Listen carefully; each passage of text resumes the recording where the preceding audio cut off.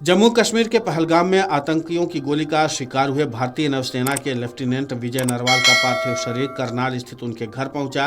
अंतिम दर्शन के लिए मॉडल टाउन स्थित शमशान घाट में उनका अंतिम संस्कार किया गया। चिता को उनकी बहन सृष्टि ने मुखाग्नि दी। इस दौरान हरियाणा के मुख्यमंत्री नायब सिंह सैनी ने मौजूद रहकर के विजय नरवाल को श्रद्धांजलि अर्पित की। सैन्य सम्मान के साथ भारतीय नेवी के लेफ्टिनेंट विजय नरवाल का अंतिम संस्कार किया गया। विजय नरवाल की अंतिम यात्रा के दौरान उनकी अर्थी को परिवार के लोगों ने भी कंधा दिया।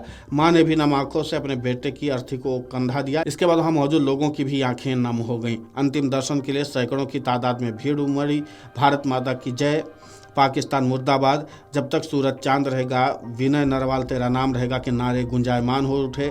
अंतिम यात्रा में भी सैकड़ों लोग शामिल हुए। लोगों की आंखों में आंसू थे। उनकी पत्नी की आंखों में आंसू रुकने का नाम नहीं ले रहे थे। पूरे गांव का माहौल गमगीन बना हुआ है। बता दें कि शहीद के सम्मान में सीएम सैनी ने जिन में आयोजित एक कार्यक्रम को रद्द कर दिया, जहां उन्हें साइक्लोथॉन यात्रा को हरी झंडी दिखानी थी। उन्होंने वीडियो कॉल के जरिए लेफ्टिनेंट विजय नरवाल के दादा से बात की और कहा कि राज्य सरकार इस दुख की घड़ी में परिवार के साथ खड़ी है। वहीं विदेश सचिव विक्रम मिस्त्री ने कहा कि आज शाम प्रधानमंत्री मोदी की अध्यक्षता में सुरक्षा मामलों की कैबिनेट समिति की बैठक हुई। सीसीएस को पहलगाम में 22 अप्रैल 2025 को आतंकवादी हमले के बारे में विस्तार से जानकारी दी गई, जिसमें 25 भारतीय और 1 नेपाली नागरिक मारे गए थे। कई अन्य घायल भी हुए थे। सीसीएस ने हमले की कड़े शब्दों में निंदा की और पीड़ितों के परिवारों के प्रति अपनी गहरी संवेदना व्यक्त की और घायलों के शीघ्र स्वस्थ होने की कामना की है।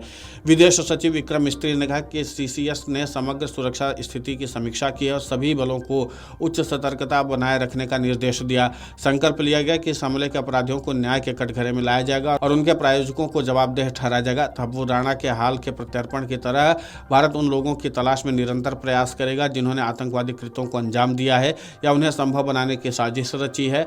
पहलगाम में पर्यटकों पर हुए आतंकवादी हमले के बाद आज शाम प्रधानमंत्री नरेंद्र मोदी के आवास पर सुरक्षा मामलों की कैबिनेट कमेटी बैठक हुई।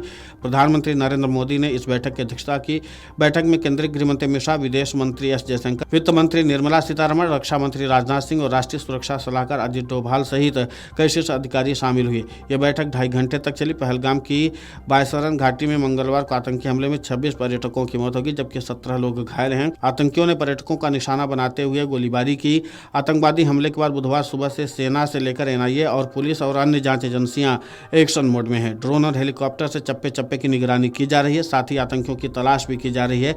जम्मू कश्मीर से लेकर के दिल्ली तक हाई अलर्ट है और इसके अलावा एक के बाद एक आतंकियों की तलाश शुरू हो चुकी है जो भी इस आतंकवादी हमले में शामिल थे, ताकि उनको कठोर दंड दिया जा सके। आपको बता दें कि आतंकियों ने लगभग 20 मिनट तक AK-47 से गोलीबारी की थी। स्थानीय आतंकियों ने भी लोगों को मारने में अहम भूमिका निभाई थी और इसी के नाते से सुरक्षा एजेंसियां लगातार स्थानीय आतंकियों को ढूंढने की कोशिश करें, ताकि स्थानीय आतंकियों के जरिए उन लोगों तक पहुंचा जा सके जो इस हमले की जवाबदेह हैं और जिम्मेदार हैं। कुल मिलाकर के ये है कि अब पुलिस से लेकर के तमाम एजेंसियां जो हैं इन आतंकवादियों को ढूंढना शुरू कर चुकी हैं और लगातार निगरानी रखी जा रही है। देखना दिलचस्प होगा कि इस पूरे मामले को लेकर के जो भी आतंकवादी जिम्मेदार हैं उनकी गिरफ्तारी कब तक होती है और उसके बाद उनको कठोर दंड कब तक मिलता है। Video desk amarujala.com। अगर आप ये वीडियो YouTube पर देख रहे हैं तो हमारे चैनल को सब्सक्राइब कर बेल आइकन दबाएं और Facebook पर देख रहे हैं तो हमारे पेज को लाइक करें। 8 मिलियन प्लस सब्सक्राइबर, आपके इस भरोसे के लिए बहुत धन्यवाद। अगर आप ये वीडियो YouTube पर देख रहे हैं तो हमारे चैनल को सब्सक्राइब कर बेल आइकन दबाएं और Facebook पर देख रहे हैं तो हमारे पेज को लाइक करें। 8 मिलियन प्लस सब्सक्राइबर, आपके इस भरोसे के लिए बहुत धन्यवाद।